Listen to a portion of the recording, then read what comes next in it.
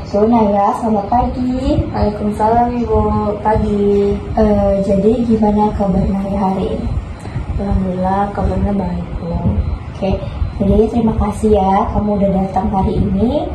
Sebelum mulai, saya akan memastikan bahwa semua yang kamu ceritakan akan dijaga kerahasiaannya. Di sini kamu boleh bercerita dengan nyaman. Jadi bagaimana perasaanmu saat ini? Saya agak gugup sih Bu, tapi lega karena bisa cerita. Wajar sekali merasa gugup di awal ya. Gak apa-apa. Yang penting kamu di sini udah di sini, terus siap mencoba untuk berbicara. Jadi saya akan mendengarkan dan menemani untuk mencari solusi terbaik. Apa yang membuat kamu ingin datang konseling hari ini?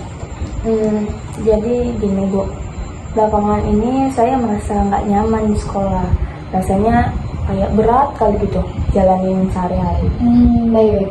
Terima kasih kamu udah jujur ya. Kamu udah melakukan langkah besar untuk berbicara di sini.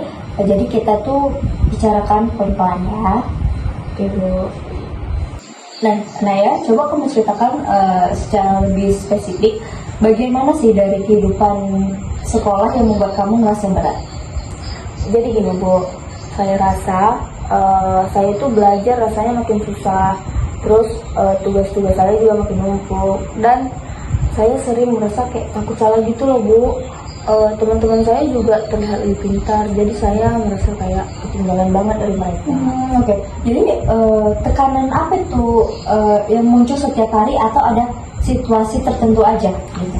Sebenarnya setiap hari Bu, apalagi kalau guru menyampaikan tugas baru nih, biasanya saya langsung panik, malamnya sulit tidur karena kepikiran terus. Gitu. Saya mendengar jadi itu ada kecemasan yang kuat ya terkait tugas dan perbandingan diri. Jadi bagaimana kondisi tubuh kamu saat panik itu? Misalnya tuh kalau saya nih panik Bu, biasanya tuh jantung saya berdebar, terus tangan saya keringat dingin, atau biasanya juga kadang-kadang nih dia sampai mual gitu loh Bu.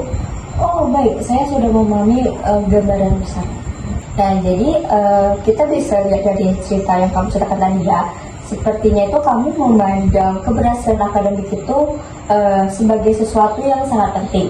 Terus apa artinya bagi kamu kalau nilai kamu itu nggak sesuai sama harapan kamu, Naya? Nah, jadi kalau nilai saya itu nggak sesuai dengan harapan saya, biasanya saya kayak merasa gagal gitu Bu. Kayak saya tuh nggak cukup baik, terus saya takut juga ngecewain orang tua saya.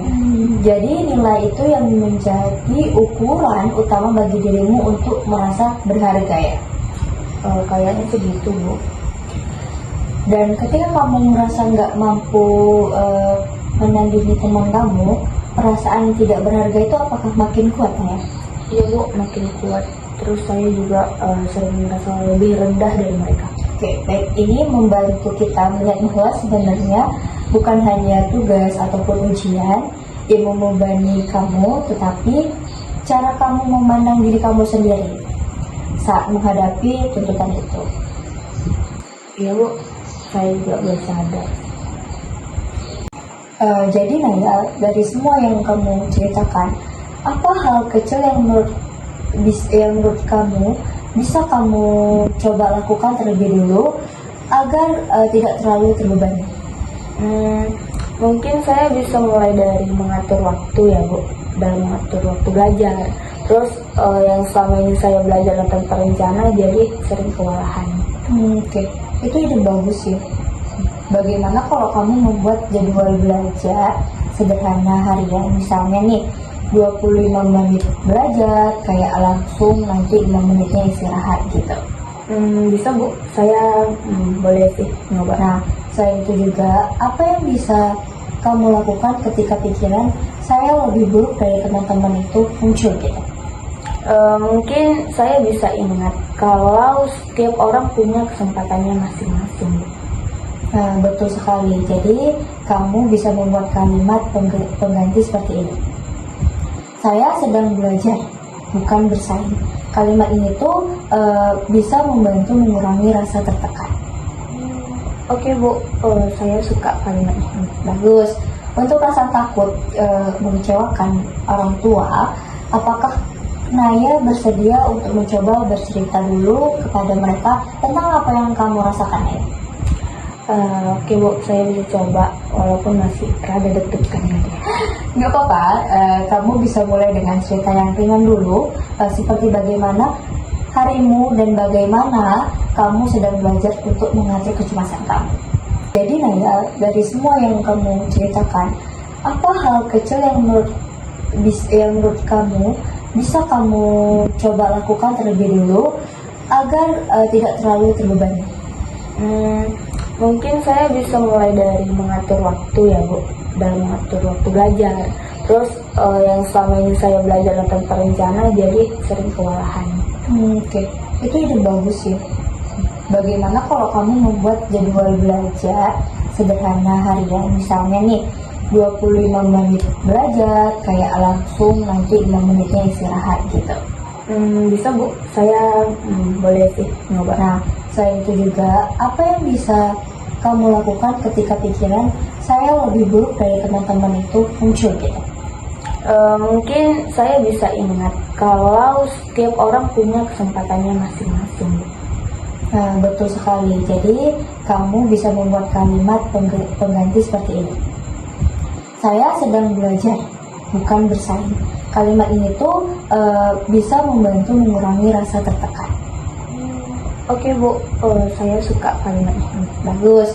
Untuk rasa takut mengecewakan orang tua, apakah Naya bersedia untuk mencoba bercerita dulu kepada mereka tentang apa yang kamu rasakan, Naya? Oke Bu, saya bisa coba walaupun masih rada deg-degan gitu ya. Nggak apa-apa, kamu bisa mulai dengan cerita yang ringan dulu, seperti bagaimana harimu dan bagaimana kamu sedang belajar untuk mengatur kecemasan kamu. Oke Bu. Oke Naya, kita kan udah bicarain banyak hal nih hari ini. Terus bagaimana perasaan kamu setelah sesi ini? Oke Bu, jadi setelah sesi ini saya merasa lumayan lebih ringan gitu. Ternyata ada cara yang bisa saya coba. Dan masalah saya juga kayak nggak seseram yang saya bayangkan. Itu perkembangan yang bagus sih Naya. Jadi minggu ini kamu coba dulu yang pertama, membuat jadwal belajar yang sederhana. Nah, yang kedua, kamu bisa menggunakan kalimat pengganti saat pikiran negatif muncul gitu. Nah, yang ketiga, kamu bisa mencoba bicara sedikit dengan orang tua. Minggu depan kita lihat nih hasilnya gimana. Terima kasih kamu sudah bekerja keras hari ini. Oke Bu, terima kasih Bu. Saya juga merasa lebih tenang sekarang. Halo Naya, jadi gimana nih perkembangan minggu ini? Apakah kamu mencoba rencana yang kita buat? Iya Bu, jadi saya udah buat jadwal belajar dan rupanya itu membantu. Jadi belajar saya jadi lebih teratur, pikiran negatif saya mulai berkurang walaupun masih ada gitu kan. Terus tapi saya mulai bisa mengatasi dengan kalimat yang ibu kemarin sarankan. Bagus sekali Naya. Untuk menunjukkan usaha besar dari kamu, bagaimana dengan komunikasi kamu nih sama orang tua kamu? Jadi Bu, saya cerita sedikit tentang kekhawatiran saya dan mereka ternyata mendengarkan. Jadi rasa saya itu udah cukup lega sih Bu. Luar biasa. Kamu udah melangkah jauh. Jadi dari pengamatan saya, kecemasan kamu itu udah mulai berkurang ya Naya, dan kamu lebih mampu mengelola diri kamu. Sebagai lanjutan, kita akan memperkuat strategi ini dan menambah teknik baru pada sesi berikutnya. Kamu sudah berada di jalur yang tepat. Baik Bu, terima kasih. Saya akan terus berusaha. Oke, baik, terima kasih kembali Naya.